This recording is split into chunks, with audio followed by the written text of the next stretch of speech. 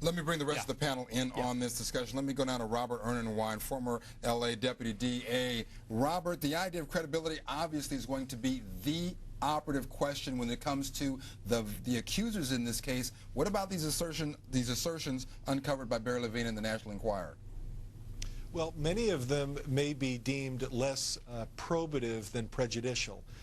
Witnesses can be impeached with prior bad acts or prior false statements, but generally the law wants cases tried on the facts that present themselves in court. So you're saying they might not even be able to use, the prosecution that is, might not be able to even use this information?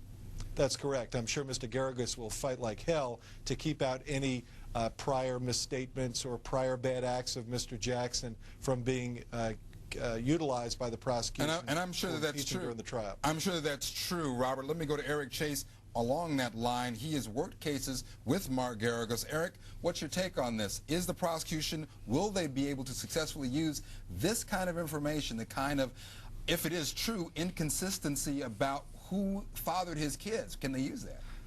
No, absolutely not. There is no law in California whatsoever that will allow that information to come into court. And I want to make another comment. There was something earlier that really troubled me, and that was the retired sheriff who was talking about these allegations of other children.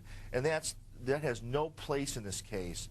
For somebody on the prosecution side, an official, to make these kind of allegations without giving names, without giving the defense an opportunity to rebut it, he's poisoning the jury pool. It's unethical and it's improper, and it needs to be stopped. Well, it does need to be addressed. Let me go over to the man sitting next to you, Bob McNeil. Bob, if you're defending this case, put yourself in Mark Garrigus' shoes for a moment. What are you going to do with that information? Because it's out there in the public domain. How can you keep it out of court?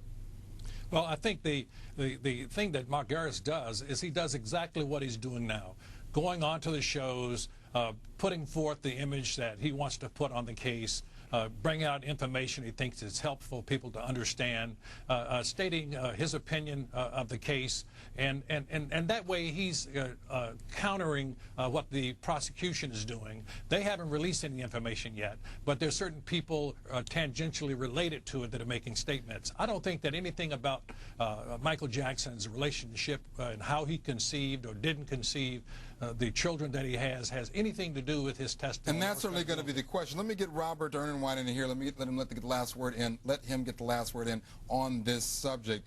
Robert, would you even try as a prosecutor to use that information?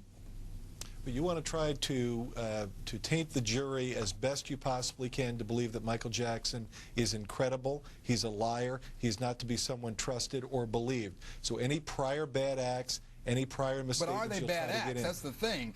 You talk about that's going to be kids. Is that a bad act? Well, it's not necessarily a bad act, but it could be a prior misstatement or a prior misrepresentation or lie. So they would try to get it in as character evidence to show that he should not believe be believed in the trial. The character evidence issue. Well, we're going to see if that comes to fruition. Barry Levine and Eric Chase, thank you so much.